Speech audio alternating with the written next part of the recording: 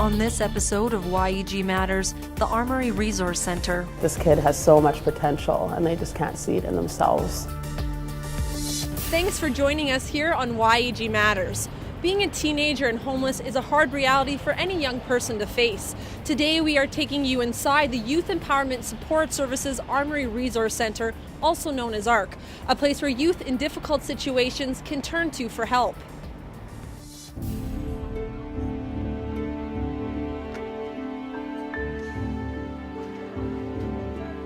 It's breakfast time at ARC as dozens of homeless youth make their way in for a meal.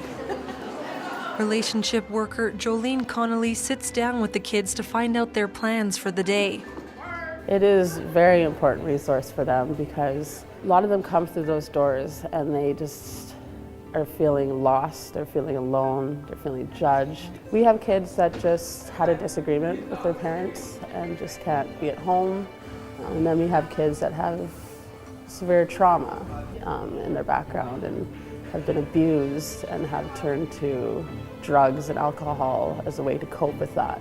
We have youth that their parents have disagreed with their sexual orientation and they come in through these doors and we just let them know that we're there for them. We don't judge them. We let them know that they aren't alone. And how are you doing today? Oh, I'm doing awesome. Growing up, Jolene herself had a difficult childhood. I am doing great today. They definitely say that, I think it's 75% of people in the helping field have experienced some sort of trauma. My dad was abusive towards my family. He wasn't abusive towards me, but I kind of, was the outsider looking in and seeing it all. And just the relationships were kind of broken between my mom and myself, and I never really got to build those close attachments, and that would have just looked like her sitting down and playing Barbies with me, for half an hour, and she just never had that time for me. Jolene has since reconnected with her parents and says her personal struggles are what led to her job as a relationship worker. But I think it really pushed me to want to help because there was times when I was a kid that I wish that I could have had that help, and I was never really given it.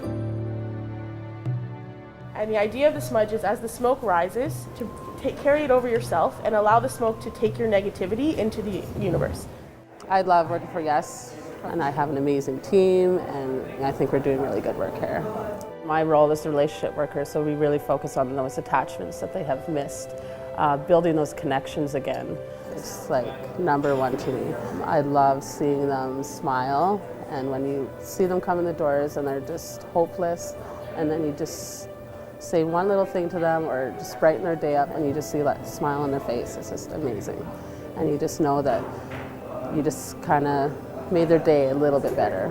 And I could kind of look back and see what I missed and how I could help those who need that attachment, how I could really help them build healthy relationships and possibly even reconnect with their families again like I did. ARC offers a variety of specialized programs for youth at risk, including basic medical care, counseling, and educational programs. They have mental health issues, they have addictions, and they have all these things against them, and they just need to work on those things first, and then maybe they can get a job, but they need our support. We go on one-to-ones, just building those relationships, because you can't really work with one of the youth if you don't have a relationship with them. I found YES from my uncle after I walked out of my mom's place because I couldn't handle being with my stepdad at the time because me and him were just getting in fights and it was just getting too much for me, so I had to leave. Well, when I was on the streets, it was a bit challenging to get to places, through everything. There's some dangers at times too. We saw a lot of people doing drugs and all that, and they offered if you want to try, we just kept saying no, and they accepted that. And they were actually happy that we weren't like them at that point. When I was on the streets, it was more trying to figuring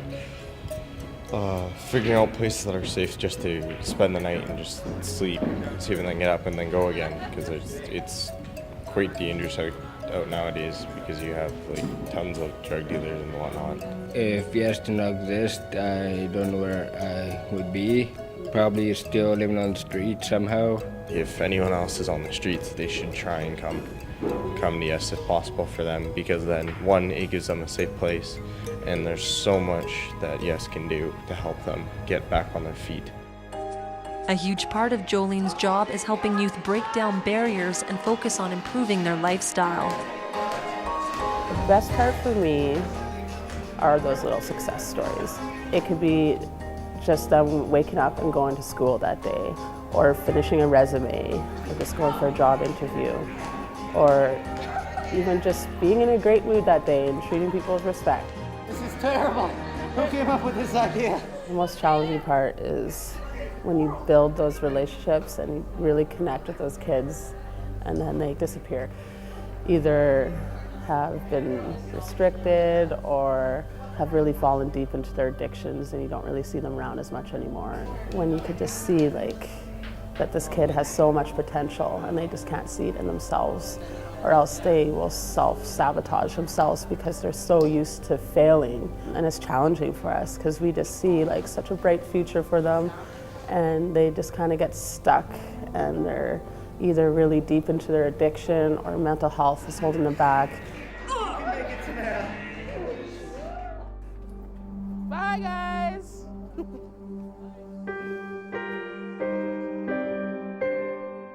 We need to get YES out there, make people aware of what we are so that when people see a youth on the street that's homeless, they could actually suggest coming here so we could help them. All they're looking for is someone to listen to them, someone that understands. We just want to empower them to be their own person. We hope you enjoyed today's episode. If you'd like to join the conversation online, please use the hashtag YEG Matters. I'm Cheryl Tasascu. Thanks for watching, Edmonton.